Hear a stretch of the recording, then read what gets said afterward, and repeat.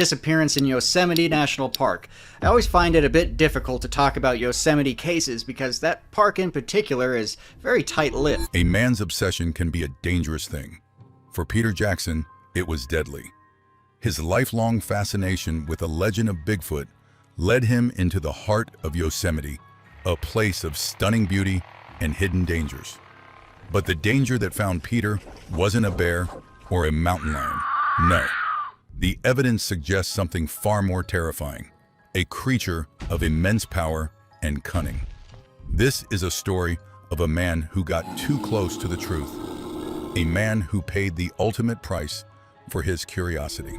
And as we delve into the bizarre details of his case, you'll be left questioning everything you thought you knew about the world around us. The vanishing. The crisp September air of 2016 carried with it the promise of adventure for 74-year-old Peter Jackson. A seasoned hiker with a lifetime of experience under his belt, Peter was no stranger to the rugged beauty of Yosemite National Park. But this trip was different. This wasn't just about enjoying the scenery. It was a mission, a culmination of a lifelong obsession that had taken root decades earlier. You see, Peter was a Bigfoot believer, and he was convinced that the sprawling wilderness of Yosemite held the key to proving the creature's existence. His journey began like any other. He sent a text to his son, John, a simple message outlining his plans to camp at White Wolf Canyon and return on September 21st. It was a routine communication, the kind of message that gives family members peace of mind. But as the days ticked by and the 21st came and went, a knot of unease began to form in John's stomach. His father, a man who was always meticulous in his planning, was uncharacteristically late. The silence from the mountains was deafening, and a sense of dread began to creep in. John's call to the park authorities set in motion a search and rescue operation that would soon uncover a series of baffling clues. Peter's car was found at the trailhead, a silent sentinel standing guard over a mystery that was just beginning to unfold. His campsite, a short distance away, was a picture of eerie normalcy. The tent was pitched, the sleeping bag laid out, and a cooler full of food sat untouched. It was as if Peter had simply stepped out for a moment, intending to return, but he never did. The most perplexing discovery was the absence of Peter's backpack and essential gear. A man of his experience would never venture into the wilderness without his supplies. It was a clear indication that he had left the campsite on foot, but where he had gone and why remained a complete mystery. The search team scoured the surrounding area, their calls echoing through the canyons, but the only answer they received was the whisper of the wind through the pines. Peter Jackson had vanished, swallowed whole by the vast, unforgiving wilderness of Yosemite. As the days turned into weeks, hope began to fade. The search was eventually called off, and Peter's disappearance was relegated to the long list of unsolved mysteries that haunt the national parks. But for his son John, the fight was far from over. He refused to believe that his father had simply gotten lost. There was something else at play, something that didn't add up. And as he would soon discover, the truth was far more terrifying than he could have ever imagined. The discovery of his backpack would only deepen the mystery. Whispers on the wind. The year that followed Peter Jackson's disappearance was a long and agonizing one for his family. The initial flurry of activity had died down, replaced by a painful silence. The park had moved on, the seasons had changed, but for John, the memory of his father was a constant, gnawing presence. He held on to a sliver of hope, a desperate belief that his father might still be out there, waiting to be found. But as time wore on, that hope began to dwindle, replaced by a growing sense of dread. Then, in September of 2017, a glimmer of light pierced through the darkness. A hiker, exploring a remote area near White Wolf Campground, stumbled upon a blue backpack. It was weathered and worn, but a quick search of its contents confirmed their worst fears. It belonged to Peter Jackson. The discovery reignited the investigation, but it also raised a host of new questions. Why was the backpack found so far from his campsite? And why had it taken a full year for it to be discovered? Just a few weeks later, another piece of the puzzle emerged. A climbing cane and a loaded shotgun, both belonging to Peter, were found about 600 meters from his campsite. The shotgun, a weapon he carried for protection, was still loaded, suggesting that he hadn't fired it. This was a crucial detail, one that seemed to rule out the possibility of a wild animal attack. A man facing a bear or a mountain lion would have undoubtedly used his weapon. But if it wasn't an animal, then what had happened to Peter Jackson? The answer, when it finally came, was more gruesome than anyone could have anticipated. On October 23, 2017, a human skull was discovered in a remote area northwest of White Wolf. Dental records confirm that it was Peter's. The rest of his remains were found scattered nearby, a grim testament to the violence of his final moments.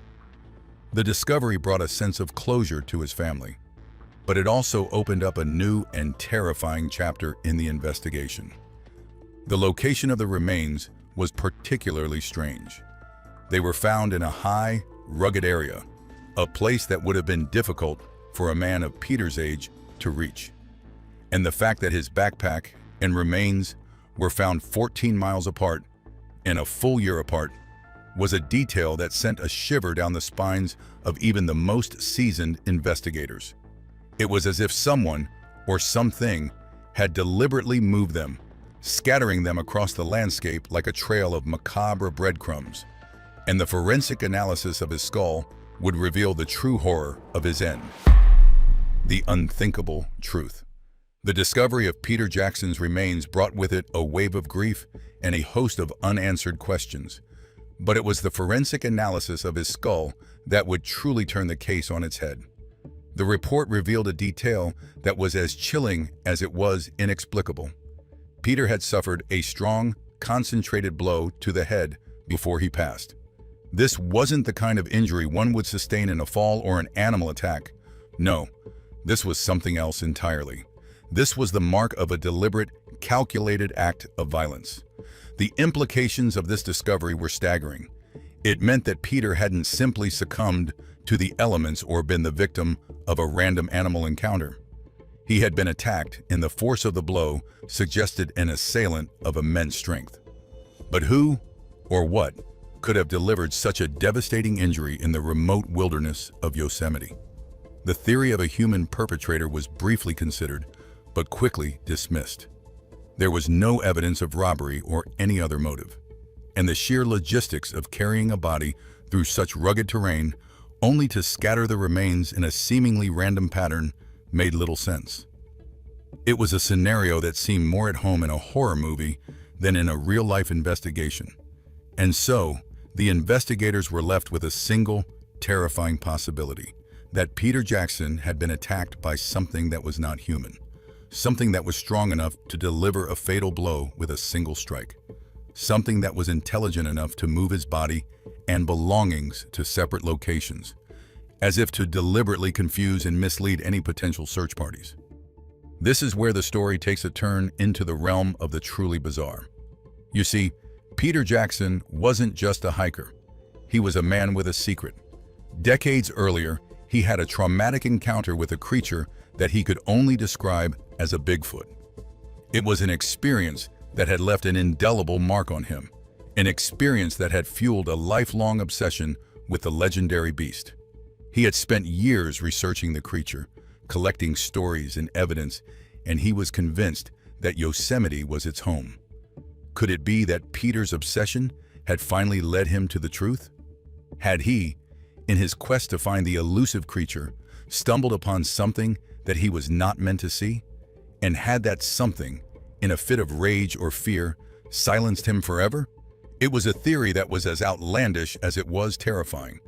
But as the investigators looked at the evidence, they couldn't deny that it was the only one that seemed to fit all the bizarre and contradictory pieces of the puzzle. But the local legends of Yosemite would add a new and even more disturbing layer to the mystery. A pattern of disappearance. The story of Peter Jackson is not an isolated one. For centuries, the vast and untamed wilderness of Yosemite has been a breeding ground for myths and legends. The native tribes of the region have long spoken of a creature that roams the high country, a creature that is tall, hairy, and immensely powerful. They call it by many names, but the description is always the same. A bipedal, ape-like beast that is a master of camouflage and a silent hunter. These stories have been passed down through generations, and they are filled with tales of strange disappearances and unsettling encounters. Hikers and hunters have reported seeing large, human-like tracks in the snow. They have heard strange, guttural howls echoing through the canyons at night. And some have even claimed to have caught a fleeting glimpse of the creature itself, a shadowy figure moving through the trees with an almost supernatural speed. Of course, these stories have always been dismissed as folklore, the product of overactive imaginations and the tricks of the light.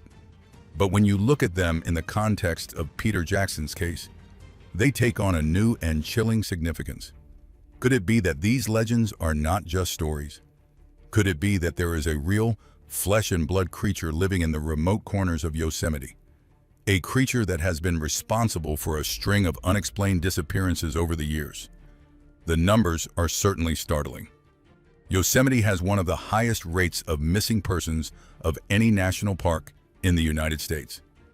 And while many of these cases can be attributed to accidents or the harsh realities of the wilderness, there are a handful that defy any logical explanation. These are the cases where people have vanished without a trace, leaving behind no clues, no witnesses, and no bodies. It's a pattern that has not gone unnoticed by cryptozoologists and Bigfoot researchers. They believe that Yosemite is a hotspot for the creature, and they point to the numerous sightings and the high number of missing persons as evidence. They argue that the park's rugged terrain and vast unexplored areas provide the perfect habitat for a large, reclusive primate to live undetected. And when you consider the details of Peter Jackson's case, the immense strength of the attacker, the deliberate scattering of his remains, and his own lifelong obsession with the creature, it's hard not to wonder if there might be some truth to their claims. Could it be that Peter, in his final days, had finally come face to face with the very creature that he had been searching for his entire life? And could it be that this creature is still out there, lurking in the shadows of Yosemite, waiting for its next victim? Anatomy of a nightmare. To understand what might have happened to Peter Jackson, you have to understand the creature at the heart of the legend. This isn't just some campfire ghost story. The thousands of witness accounts collected over the past century paint a chillingly consistent picture of a real biological entity. And if these reports are to be believed, we are talking about the undisputed apex predator of the North American continent. A creature of almost unbelievable size and power. First, let's talk scale. Forget about bears or mountain lions. The average Bigfoot sighting describes a creature standing between 7 and 10 feet tall. Think about that for a second. That's taller than the tallest basketball player in history and significantly taller than a grizzly bear when it stands on its hind legs. The weight estimates are even more staggering, ranging from 600 to over 1,000 pounds of solid muscle. The famous Patterson-Gimlin film from 1967, which many researchers believe is authentic, shows a female creature with massive shoulders and powerful legs, moving with a fluid grace that belies its immense bulk. This is not a man in a suit. This is, a living, breathing titan. Now imagine the strength that comes with a frame like that. The reports are filled with accounts that defy all logic. Witnesses have described these creatures snapping 4-inch thick tree limbs like they were toothpicks, a behavior known as tree breaks, often used as territorial markers. They've been seen effortlessly flipping over dumpsters and rolling massive boulders to get at food sources. There are even stories of them tearing the bumpers off cars that got too close. The sheer physical force is almost impossible to comprehend. When you connect this back to Peter Jackson, the forensic evidence of a single, powerful, concentrated blow to the head suddenly makes a terrifying amount of sense. An encounter with a creature this strong wouldn't be a fight. It would be an execution. It would be over in a single, brutal moment. But how does it attack? From the accounts, it seems they prefer intimidation over confrontation. They are masters of their environment and would rather scare you away than engage. The first warning is often auditory, a series of blood-curdling howls that can carry for miles, a sound that has been recorded and analyzed but never officially identified. If that doesn't work, they might resort to throwing rocks or large branches with pinpoint accuracy, a clear and unmistakable message to back off. It's a sign of intelligence, a calculated warning shot. A physical confrontation seems to be the last resort, likely triggered by a perceived threat. Perhaps a hiker who has unknowingly wandered too close to a young one or a food cache. In these scenarios, the attack is swift and overwhelming. It isn't about predation in the way a cougar hunts a deer. It's about neutralization. The creature uses its incredible strength to end the threat immediately. We're talking about an animal that could grab a full-grown man and toss him 30 feet without breaking a sweat. The encounter would be a blur of motion and unstoppable force, leaving behind a scene of devastation that would baffle investigators, just like it did in Yosemite. And this thing is more than just brute strength. It's also cunning. The creature's reported ability to vanish into the thickest brush in complete silence is legendary. One moment it's there, and the next it's gone, as if it was never there at all. This incredible stealth, combined with its raw power, makes it the perfect ghost of the forest. Now add this to the facts of Peter's case: the separation of his remains and his backpack by 14 miles. No known animal in North America exhibits this kind of behavior. A bear might drag a body, but it wouldn't transport a backpack miles in the opposite direction. This suggests a higher level of intelligence, a conscious effort to obscure the scene, to scatter the evidence. It's a chilling thought. A creature strong enough to end a life in an instant, and smart enough to try and cover its tracks. But the most unsettling question of all is this: if Bigfoot is real, then why is the government so determined to keep it a secret? The final frontier. The story of Peter Jackson is a chilling reminder that there are still corners of our world that are wild and untamed. It's a story that forces us to confront the possibility that there are creatures out there that we don't yet understand. Creatures that are bigger, stronger, and more intelligent than we can possibly imagine. But it's also a story that raises a number of troubling questions. If there is a large undiscovered primate living in the wilds of North America, then why hasn't the government acknowledged its existence? Why are the stories of countless eyewitnesses dismissed as hoaxes and delusions? And why is there a seemingly coordinated effort to suppress any and all evidence of the creature's existence? Some believe that it's a matter of public safety. They argue that the government is afraid of the panic and chaos that would ensue if the public knew that there was a giant, ape-like creature roaming the countryside. They believe that the government is trying to protect us from a truth that we are not yet ready to accept. Others believe that the motives are more sinister.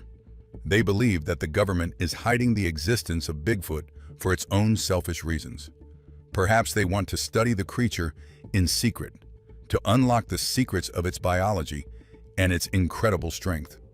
Or perhaps they are protecting the logging and mining industries, which would be devastated if large swaths of our national forests were declared a protected habitat for an endangered species. Whatever the reason, the fact remains that the mystery of Bigfoot is one that is not going to go away. The stories of sightings and encounters continue to pour in from all over the country. The evidence, both physical and anecdotal, continues to mount. And the question of what really happened to Peter Jackson in the remote wilderness of Yosemite continues to haunt us. Perhaps one day we will have the answers. Perhaps one day we will finally come face to face with the creature that has been a part of our folklore for centuries. But until that day comes, we are left to wonder. We are left to look at the vast dark forests of our world and to ask ourselves what secrets they might still be hiding. Was Peter Jackson the victim of a random act of violence? Or did he stumble upon a creature that was never meant to be found? Let us know your thoughts in the comments below. And don't forget to like and subscribe for more A Look into the Unknown. What if the next time it's not a hiker in a remote park, but someone in your own backyard?